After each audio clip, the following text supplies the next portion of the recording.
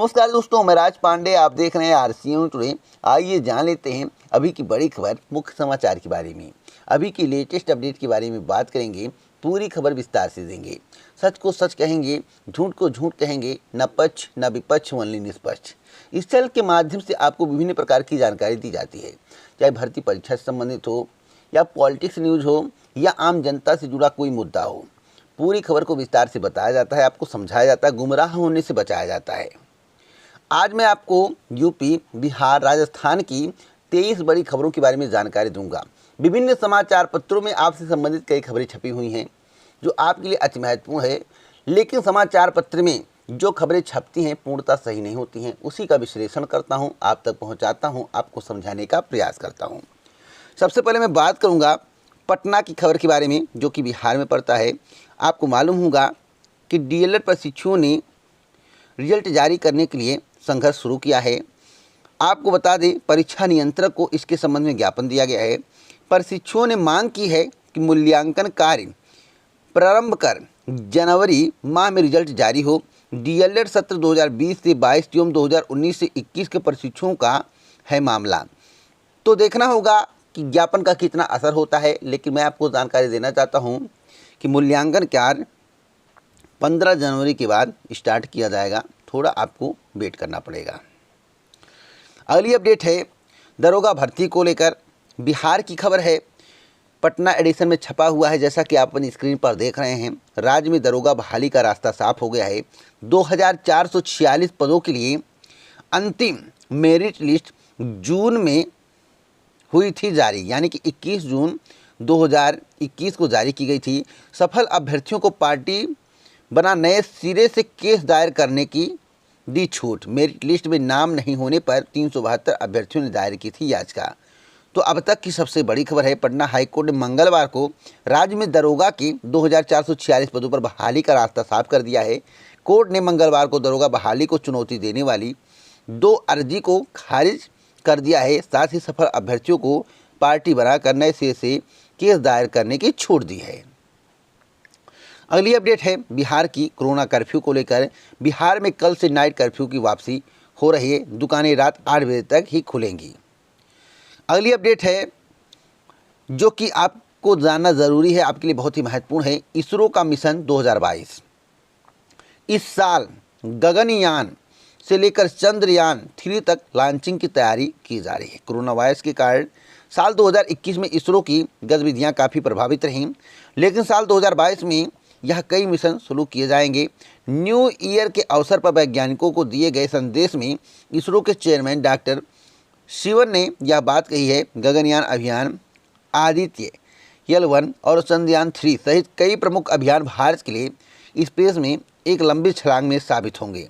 जैसा कि आप अपनी स्क्रीन पर देख सकते हैं, चंद्रयान, आदित्य L1 और गगनयान, यहाँ पर देख सकते हैं पूरी पिक्चर आपको दिखाई गई है। अगली अपडेट है नीट को लेकर। नीट पीजी मामले में सुप्रीम कोर्ट आज करेगा सुनवाई। तो आज देखना होगा क्या होता है। ईडब्ल्यूएस का मामला है। आर्थिक रूप से कमज़ोर वर्ग के लिए आरक्षण के पेच में फंसे नीट पीजी काउंसलिंग मामले में सुप्रीम कोर्ट बुधवार को सुनवाई करेगा। उम्मीद है कोर्ट मामले पर सुनवाई करके नीट पीजी काउंसलिंग शुरू करने के बारे में कोई आदेश दे सकता है। तो आज आपको इंतजार करना होगा। अगली अपडेट है घरेलू बिजली को लेकर। बहुत ही बड़ी खबर है।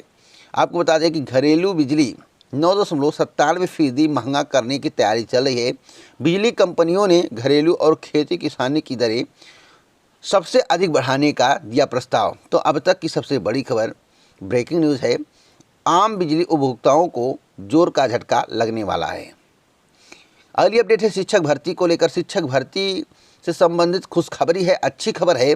शिक्षकों के 7000 पदों पर भर्ती की तैयारी चल रही है। प्रदेश के 4500 से अधिक सहायता प्राप्त माध्यमिक विद्यालयों में प्रशिक्षित स्नातक, सहायक अध्यापक, प्रवक्ता और प्रधानाचार्यों की लगभग 7000 पदों पर भर्ती की तैयारी है। प्रदेश सरकार विधानसभा चुनाव की अधिसूचना जारी होने से पहले नई भर्ती शुरू करना चाहती है। अब देखना होगा क्या होता है। यही कारण है कि 31 अक्टूबर तक 15000 से अधिक पदों पर भर्ती पूरी करने के तुरंत बाद उत्तर प्रदेश माध्यमिक शिक्षा सेवा चयन बोर्ड ने सभी जिला विद्यालय निरीक्षकों को पत्र लिखकर 3 से 12 दिसंबर तक ऑनलाइन पोर्टल के माध्यम से रिक्त पदों की जानकारी अपलोड करने का निर्देश दिया है। तो सवाल है, क्या भर्ती का विज्ञापन आदर्श आचार संहिता से पहले आ जाएगा? यह देखने वाली बात होगी।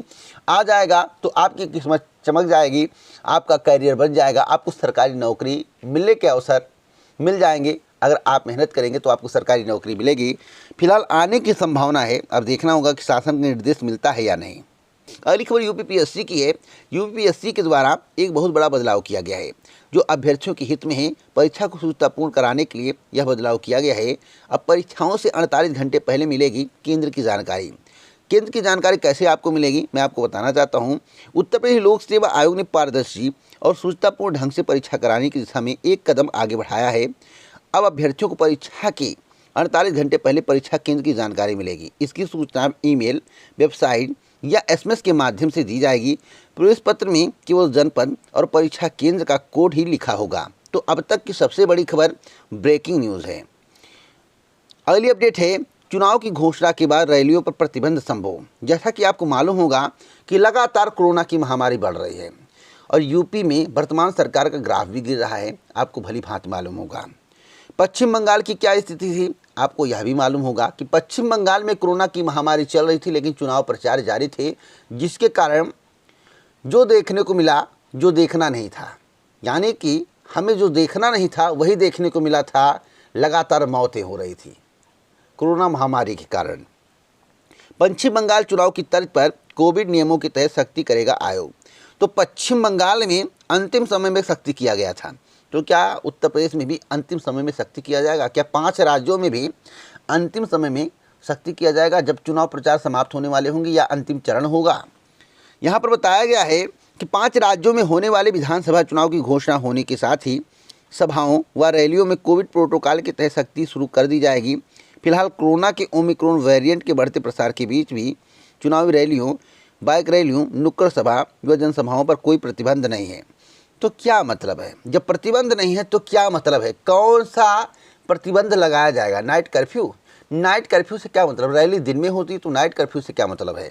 यहाँ पर देखिए लिखा हुआ है कि 5 राज्यों यूपी, पंजाब, उत्तराखंड, मणिपुर व गोवा में होने हैं चुनाव। 4 राज्यों में भाजपा व पंजाब में कांग्रेस की सरकार। चुनाव की घोषणा इसी हफ्ते, आपको बता दें अब इसी हफ्ते कितने तारीख को, तो इस चैनल के माध्यम से आपको बताया गया था कि 9 तारीख से लेकर 17 तारीख के बीच में आदर्श आचार संहिता लागू हो जाएगी। कई बार बताया गया है 11 से लेकर 14 के बीच में चुनाव आयोग के द्वारा प्रेस कॉन्फ्रेंस किया जा सकता है। इस चैनल के माध्यम से बहुत पहले ही आपको जानकारी दी गई थी। अगली अपडेट है पीसीएस 2022 को लेकर। गुड न्यूज़ है, आपके लिए खुशखबरी है। पीसीएस 2022 के लिए आवेदन माह के अंत से शुरू हो सकता है। उत्तर प्रदेश लोक सेवा आयोग नए साल में युवाओं के लिए 2 बड़ी भर्ती शुरू करने जा रहा है। आयोग की सबसे प्रतिष्ठित सम्मिलित राज्य पौर अधीनस्थ सेवा परीक्षा 2022 के लिए जनवरी के अंत तक आवेदन शुरू होंगे। आयोग के अध्यक्ष संजय श्रीनेत ने इसके संबंध में जानकारी दी है। उन्होंने बताया कि पीसीएस के 68 पदों का अधियाचन प्रेषित करने के लिए शासन से पत्राचार चल रहा है। अगले 10 दिनों में स्टाफ नर्स पुरुष के तकरीबन 448 पदों पर भर्ती के लिए भी आवेदन लिए जाएंगे। तो अब तक की सबसे बड़ी खबर ब्रेकिंग न्यूज़ है, खुशखबरी है आपके लिए, जिसका आपको इंतज़ार था वह इंतज़ार समाप्त होने वाला है। हाँ, पदों की संख्या मैं आपको बता दूं कितना रहेगा। तो पदों की संख्या 350 से लेकर 500 के बीच में हो सकता है। अभी तो शुरुआत है, अभी बहुत सारे अधियाचन आएगा और पदों की संख्या लगातार बढ़ेगी। अगली अपडेट है कि प्रदेश में फिर तेजी से बढ़ने लगे केस। रात्रिकालीन कर्फ्यू अब रात 10 बजे से सुबह 6 बजे तक। यूपी में स्कूल 14 जनवरी तक बंद करने का आदेश जारी कर दिया गया है। तो 14 जनवरी तक स्कूल बंद रहेंगे। अब तक की सबसे बड़ी खबर है। और उत्तर प्रदेश में कोरोना का ग्राफ लगातार बढ़ता जा रहा है, जैसा कि यहाँ पर आप ग्राफ देख सकते हैं। जैसा कि मैं आपको दिखा दूँ एक बार, यहाँ पर देखिए ग्राफ। अगली अपडेट है कि प्रदर्शन कर मांगे टीजीटी और पीजीटी की नई भर्ती। मैं आपको बताना चाहता हूं कि टीजीटी पीजीटी भर्ती की मांग चल रही है। प्रशिक्षित स्नातक शिक्षक एवं प्रवक्ता संवर्ग के 27,000 पदों पर भर्ती का विज्ञापन जारी करने की मांग को लेकर युवा मंच के द्वारा प्रदर्शन किया गया।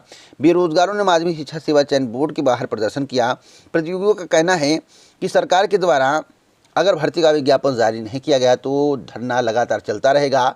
लेकिन सचिव से जब वार्ता हुई तो सचिव ने कहा कि आदर्श आचार संहिता को कोई इफेक्ट नहीं पड़ेगा, आदर्श आचार संहिता में भी हम भर्ती का विज्ञापन जारी कर देंगे। लेकिन मैं आपको बता दूं, आदर्श आचार संहिता में भर्ती का विज्ञापन जारी नहीं हो सकता है। कुछ भी कहा जाए, वैसे मांग है कि आदर्श आचार संहिता लागू होने से पहले भर्ती का विज्ञापन जारी कर दिया जाए।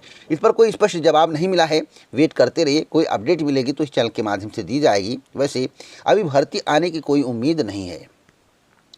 अगली अपडेट है एलआईसी को लेकर, जिसे बेच दिया गया वह बढ़ता जा रहा है। जैसा कि आप अपनी स्क्रीन पर देख रहे हैं, एलआईसी की संपत्ति 34 लाख करोड़ पार, कई देशों की जीडीपी इससे कम। तो जैसा कि मैं आपको बता दूं कि एलआईसी प्रॉफिट देने वाली कंपनी थी, लेकिन सरकार के द्वारा इसे क्यों बेचा गया, यही बात समझ में नहीं आ रहा है।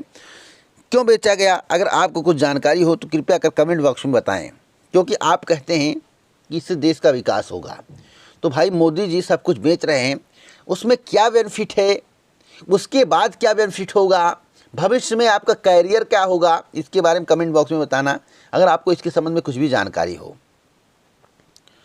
अगली अपडेट है स्टाफ नर्स को लेकर। स्टाफ नर्स का रिजल्ट जारी, 3014 अभ्यर्थियों का चयन, 4743 पदों पर भर्ती के लिए हुई थी परीक्षा, 1729 पद रह गए खाली। तो अब तक की सबसे बड़ी खबर है। अगली अपडेट है कि तेजी से बढ़ रही महिलाएं, मिले 50% आरक्षण, ऐसा राज्यपाल का कहना है। राज्यपाल का नाम है आनंदीबेन पटेल। आनंदीबेन पटेल ने 50% महिला आरक्षण की वकालत की। मंगलवार को प्रोफेसर राजेंद्र सिंह रज्जू भैया राज्य विश्वविद्यालय के दीक्षांत समारोह में उन्होंने मेडल पाने वाली छात्राओं को बधाई देते हुए कहा कि राजनीति में तो 33% महिला आरक्षण है, लेकिन जिस तरह हर क्षेत्र में बेटियों को आगे बढ़ाया जा रहा है, आगे बढ़ रही हैं, आने वाले 10 वर्षों में उनके लिए 50% से अधिक आरक्षण करना ही पड़ेगा। तो अब तक की सबसे बड़ी खबर ब्रेकिंग न्यूज़ है। यहाँ पर एक और महत्वपूर्ण खबर दी गई है कि पहले यूपी में बनती थी फर्जी डिग्रियाँ। राज्यपाल ने कहा कि जब वह गुजरात में शिक्षा मंत्री थी तब उन्होंने 225 ऐसे शिक्षकों की डिग्री की जाँच कराई थी जिन्होंने यूपी से डिग्री प्राप्त की थी। जांच के बाद केवल एक डिग्री सही मिली और बाकी सभी फर्जी थी। लेकिन अब ऐसा नहीं होता है, सुधार तेजी से हुआ है, गलत काम लंबे समय तक नहीं टिकता है। अगली अपडेट है 2000 विद्यार्थियों को टैबलेट और स्मार्टफोन। जैसा कि मुख्यमंत्री के द्वारा टैबलेट और स्मार्टफोन वितरित किया जा रहा है, लेकिन जो टैबलेट और स्मार्टफोन है उसमें व्हाट्सएप नहीं चलता है, व्हाट्सएप नहीं चलता है। तो कोई अभ्यर्थी, कोई प्रतियोगी छात्र, ऐसे कोई जानकार हमें मिल जाए जो उसमें व्हाट्सएप चला दें और आईटी एडमिन क्यों लिख कर आ रहा है इसके बारे में कुछ जानकारी दे दे तो बहुत अच्छा होता है। मैं आपको बता दूं, इसके बारे में कुछ बोलना नहीं चाहता हूं स्मार्टफोन और टैबलेट के बारे में। आप ही लोग कमेंट बॉक्स में बोल दीजिए कि आईटी एडमिन क्यों लिख कर आ रहा है और क्या स्मार्टफोन में व्हाट्सएप चलाया जा सकता है, क्या दूसरा ऐप चलाया जा सकता है, क्या यूट्यूब चलाया जा सकता है। कमेंट बॉक्स में बताइएगा जो मुख्यमंत्री जी के द्वारा वितरित किया जा रहा है।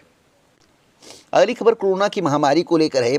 जिस तरह से भारत में कोरोना की महामारी बढ़ रही है वह तो अभी सीमित है, लेकिन अमेरिका की हालत देखें तो अमेरिका में कोरोना वायरस का महाविस्फोट हुआ है। लगातार केस बढ़ रहे हैं, जैसा कि ग्राफ में दिखाया गया है, यहाँ पर आप देख सकते हैं। और मैं आपको बता दूँ 24 घंटे में 5,90,000 केस आए हैं। तो रिकॉर्ड केस दर्ज किए जा रहे हैं, जो कि एक चिंता का विषय है। कैलिफोर्निया में सांता मोनिका में सोमवार को टीका लगवाने के लिए लंबी कतार थी, जिससे कोरोना से बचा जा सके। अगली खबर एपीएस भर्ती को लेकर है। एपीएस भर्ती की मांग को लेकर अभ्यर्थियों ने दिया ज्ञापन। उत्तर प्रदेश लोक सेवा आयोग के बाहर मंगलवार को अपर निजी सचिव भर्ती 2022 का विज्ञापन जारी करने की मांग को लेकर अभ्यर्थियों ने प्रदर्शन किया। छात्रों का आरोप है कि आयोग को 250 से ज़्यादा पदों का याचन प्राप्त हो चुका है, फिर भी आयोग के द्वारा भर्ती का विज्ञापन जारी नहीं किया जा रहा है। प्रदर्शन करने वालों में दीपक कुशवाहा, उमेश पांडे, महताब आलम इत्यादि लोग मौजूद थे। मैं आपको बताना चाहता हूं कि भर्ती का विज्ञापन क्यों नहीं जारी हो रहा है, क्योंकि शासन में मामला विचाराधीन है। शासन से अभी कुछ भी डिसीजन नहीं हुआ है। जब तक शासन से मामला सॉल्व नहीं होगा तब तक भर्ती का विज्ञापन नहीं आएगा। अगली अपडेट है भर्ती की मांग को लेकर चयन बोर्ड पर गरजे युवा मंच कार्यकर्ता। तो टीजीटी पीजीटी भर्ती की मांग चल रही है, जैसा कि मेरे द्वारा अभी आपको बताया गया है। एक और महत्वपूर्ण खबर है यूपी बोर्ड की परीक्षा को लेकर। अप्रैल मई में होंगी यूपी बोर्ड की परीक्षाएं। हाई स्कूल और इंटरमीडिएट की परीक्षाओं को लेकर जो छात्राएं परेशान थी, जो छात्र परेशान थे, उनके लिए खुशखबरी है। कि अप्रैल और मई में परीक्षा कराने की तैयारी चल रही है। अगली अपडेट है शिक्षक भर्ती को लेकर बचे पदों को भरने के लिए घेरा विधान भवन, नारेबाजी। तो 68,500 शिक्षक भर्ती में जो रिक्त पद हैं उसे भरे जाने की मांग की जा रही है। 26,000 रिक्त पद बताए जा रहे हैं अभ्यर्थियों के द्वारा। वैसे 22,000 से अधिक पद रिक्त हैं, जिस पर एक चर्चा भी चल रही है कि 17,000 पदों पर भर्ती का विज्ञापन जारी किया जाएगा। जो 17,000 पदों पर भर्ती का विज्ञापन जारी करने की बात चल रही है वह 68,500 शिक्षक भर्ती की हैं। इधर प्राइमरी शिक्षक की 12,460 पदों को भरा जाए, इसकी मांग चल रही है। इसको लेकर प्रदर्शन हो रहा है।